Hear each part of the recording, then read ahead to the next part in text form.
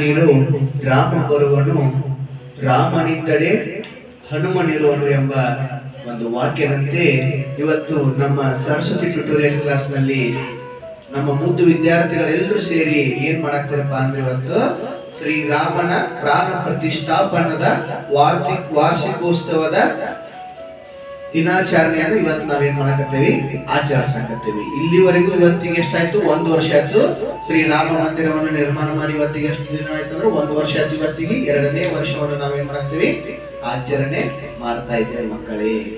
ನಿಮಗೆಲ್ಲ ಗೊತ್ತು ರಾಮ ಮಂದಿರ ಇದು ಹಿಂದೂ ದೇವಾಲಯ ಮಕ್ಕಳೇ. ಇದು ಎಲ್ಲೈತೆ ಅಂದ್ರ ಭಾರತ ದೇಶದಲ್ಲಿರುವಂತಹ ಉತ್ತರ ಪ್ರದೇಶ ರಾಜ್ಯದ ಅಯೋಧ್ಯೆ ಎಂಬ ನಗರದಲ್ಲಿ ರಾಮ ಮಂದಿರ ಐತಿ ಮಕ್ಕಳೇ. ನಿಮ್ಗೆ ಎಲ್ಲರಿಗೂ ಗೊತ್ತಿದೆ. ಇದು ರಾಮ ಮಂದಿರ ಹಿಂದೂ ರಾಮ ಜನ್ಮದ ಒಂದು ಪವಿತ್ರವಾದ ಸ್ಥಳ ಯಾವುದಪ್ಪ ಅಂದ್ರ ರಾಮ ಮಂದಿರ ಮಕ್ಕಳೇ.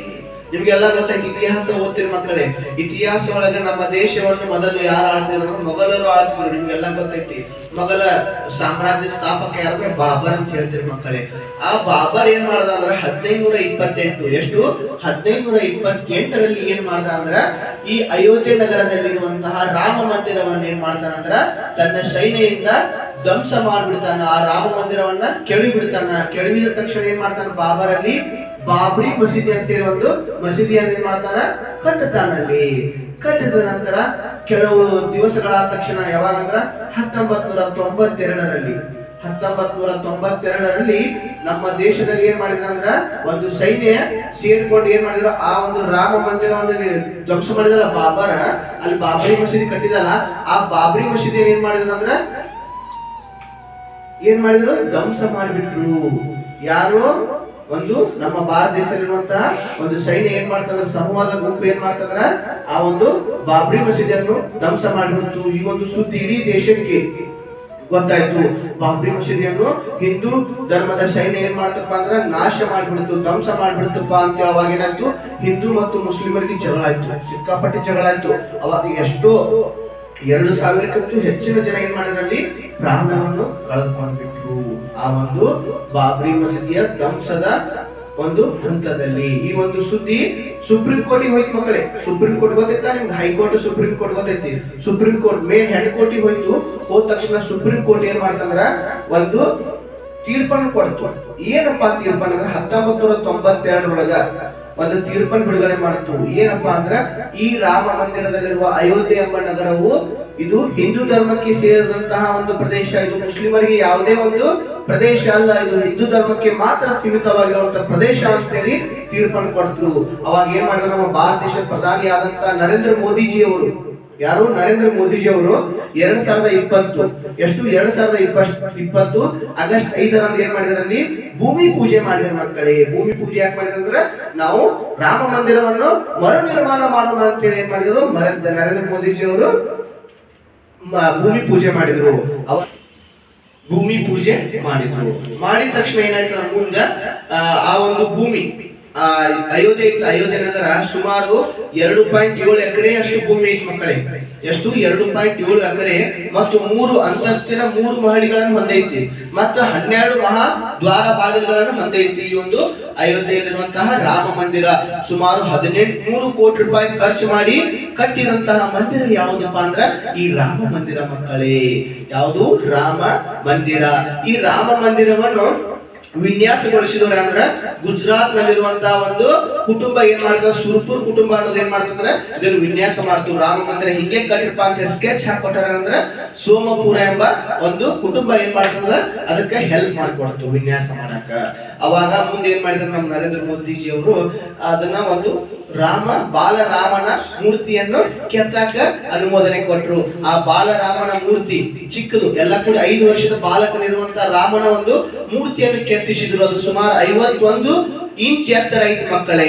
ಎಷ್ಟು? 51 ಇಂಚ್ ಎತ್ತರ ಇರುವಂತಹ ಸುಂದರ ಮೂರ್ತಿಯನ್ನು ಕೆತ್ತಿದವರು ಯಾರಪ್ಪ ಅಂದ್ರೆ ಅದು ನಮ್ಮ ಕರ್ನಾಟಕದಲ್ಲಿರುವಂತಹ ಅರುಣ್ ಯೋಗಿರಾಜ್ ಅವರು ಕೆತ್ತಿ ಕೊಡ್ತಾರ ಆ ಒಂದು ರಾಮ ಮಂದಿರವನ್ನು. ಎಷ್ಟು ಸುಂದರವಾಯ್ತಂದ್ರೆ ಎಲ್ಲ ಕೂಡ 5 ವರ್ಷ ಬಾಲಕನಾಗಿರುವಂತಹ ರಾಮನ ಮೂರ್ತಿಯನ್ನು ಅರುಣ್ ಯೋಗಿರಾಜ್ ಅವರು ಏನ್ ಮಾಡ್ತಾರೆ, ಕೆತ್ತನೆ ಮಾಡ್ತಾರೆ ಮಕ್ಕಳೇ. ಅದೇ ತರನಾಗಿ ನಮ್ಮ ನರೇಂದ್ರ ಮೋದಿ ಅವರ ಸಮೀಕ್ಷೆಯಲ್ಲಿ 2024 ಜನವರಿ 22ನೇ ತಾರೀಕು ಏನ್ ಮಾಡಿದ್ರು ಅಂದ್ರೆ ಬಾಲರಾಮನ ಮೂರ್ತಿಯನ್ನು ಪ್ರತಿಷ್ಠಾಪನೆ ಮಾಡಿದ್ರು ಮಕ್ಕಳೇ. ಇವತ್ತಿಗೆ 1 ವರ್ಷ ಆಯ್ತು ನಾವು ಬಾಲರಾಮನ ಮೂರ್ತಿಯನ್ನು ಪ್ರತಿಷ್ಠಾಪನೆ ಮಾಡಿ ಇವತ್ತ ಅದನ್ನ ಆಚರಣೆ ಮಾಡಿಸ್ತೀವಿ ಮಕ್ಕಳೇ. ವಾರ್ಷಿಕೋತ್ಸವದ ಹೃತ್ಪೂರ್ವಕ ಶುಭಾಶಯಗಳು ಮಕ್ಕಳೇ. ಶ್ರೀರಾಮನ ಪ್ರಾಣ ಪ್ರತಿಷ್ಠಾಪನಾ ವಾರ್ಷಿಕೋತ್ಸವದ ಹೃತ್ಪೂರ್ವಕ ಶುಭಾಶಯಗಳು ತಮ್ಮೆಲ್ಲರಿಗೂ ಮಕ್ಕಳೇ.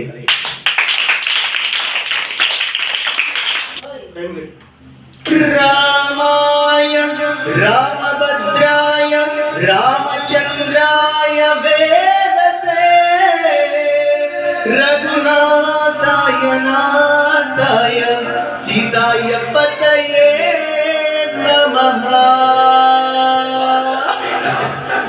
ಜೈ ಶ್ರೀರಾಮ್.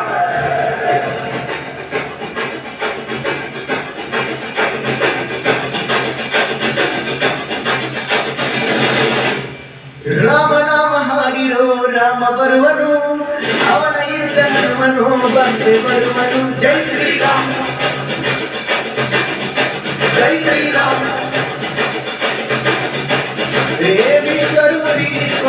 ರಾಮಚಂದ್ರನು ವಿಶ್ವಕ್ಕೆಲ್ಲ ಮಾದರಿ ಶ್ರೀರಾಮನು. ಜೈ ಶ್ರೀರಾಮ್, ಜೈ ಶ್ರೀರಾಮ್. ವೇದ ವೇದಾಂತ ಓಂಕಾರ ರಾಮ ರಾಮ ಎಲ್ಲೆಲ್ಲೂ ಸಂಚಾರ ಮಾಡೋ ಮಾಡೋ ಜೈಕಾರ.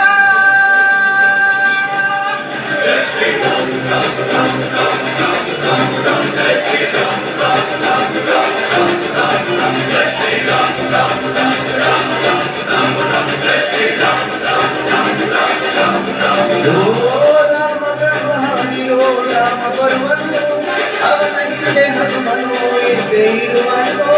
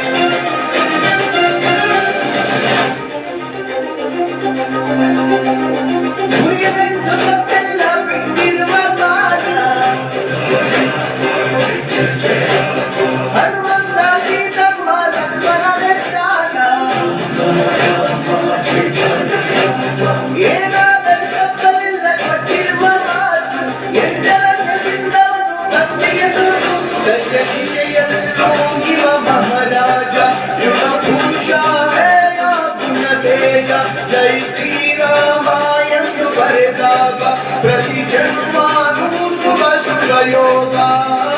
ನಂಬಿ ಬಂದವರ ಆದಾಯ ರಾಮ ಅಂದ್ರೆ ಪಾಪಗಳ ಪರಿಹಾರ. ಬಾರೋ ಹಾಕೋ ಜೈಕಾರ.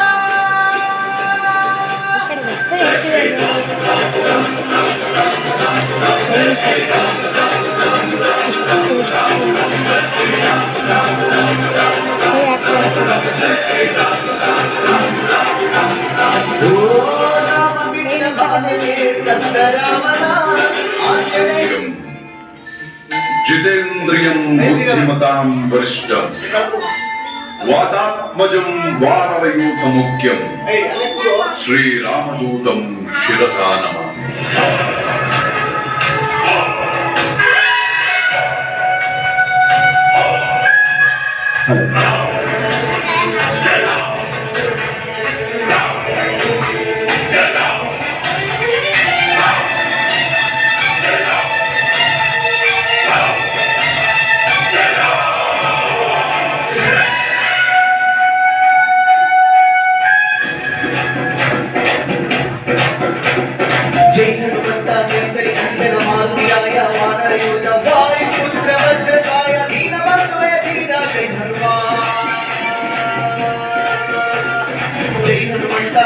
ನಂತರ ಮಾರುತಿಯಾಯ ವಾನರ ಯೋಧ ವಾಯುಪುತ್ರ ವಜ್ರಕಾಯ ದೀನಬಂಧುವೇ ಧೀರ ಜೈ ಹನುಮಾನ್.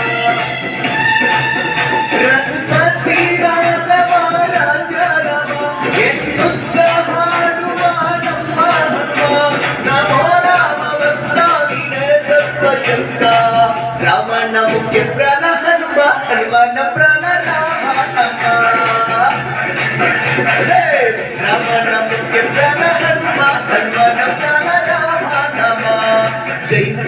ಕೇಸರಿ ನಂದನ ಮಾರುತಿಯಾಯ ವಾನರ ಯೋಧ ವಾಯುಪುತ್ರ ವಜ್ರಕಾಯ ದೀನ ಬಂಧುವೇ ದೀನ ಜೈ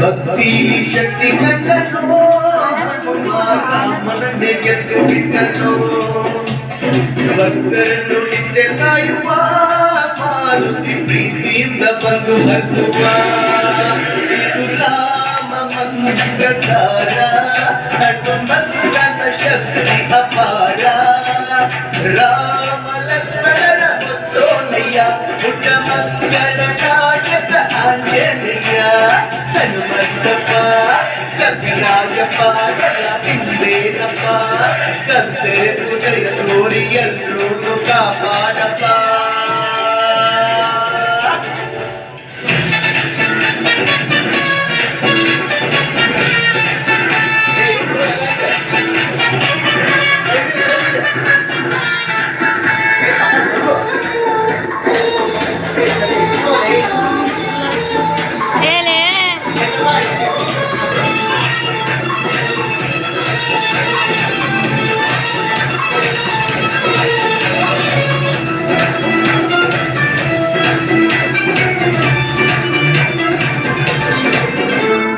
ರಾಮದೂತನಾಗಿ ಹೋದನು ಹನುಮ ರಾಮ ಮುದ್ರೆ ಸೀತೆ ಗೆದ್ದನು ಲಂಕೆಯ ಸುಟ್ಟು ಬಿಟ್ಟನು ದಶಕಂಠನ ಸೊಕ್ಕನ್ನೆ ಪಟ್ಟಿ ನಿಂತನು ಎದೆಯಲ್ಲಿ ರಾಮನನ್ನ ತೋರಿನಿಂದ ಈ ಹನುಮನ್ನ ರಾಮನ ಹೃದಯ ಭಾಗ್ಯ ಗಳಿಸಿದ ಚಿರಂಜೀವಿಯಾಗಿ ತಾನು ನೆಲೆಸಿದ ಹನುಮಂತಪ್ಪ ಕಪಿರಾಯಪ್ಪ ಎಲ್ಲ ನಿಂತೇನಪ್ಪ ತಂದೆ ಹೃದಯ ತೋರಿ ಎಲ್ಲರೂ ಕಾಪಾಡಪ್ಪ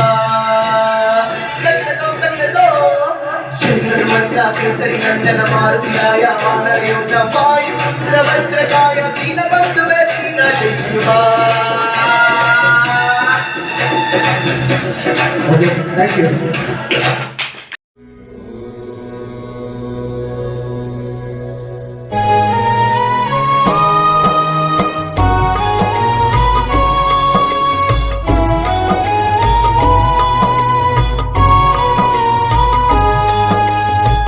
ನೀನೆ ನನ್ನ ಗುರುವೋ ನೀನೆ ನನ್ನ ಏರುವೋ ನೀನೆ ನನ್ನ ದೈವವೋ ನೀನೆ ನನ್ನ ಜೀವವೋ ನೀನೆ ನನ್ನ ಮಾತಾ ನೀನೆ ನನ್ನ ದಾತ ನೀನೆ ಬಂಧು ಬಳಗ ನೀನೆ ಎಲ್ಲವೋ ನೀನೆ ನನ್ನ ಗುರುವು ನೀನೆ ನನ್ನ ಏರುವೋ ನೀನೆ ನನ್ನ ದೈವವೋ ನೀನೆ ನನ್ನ ಜೀವವೋ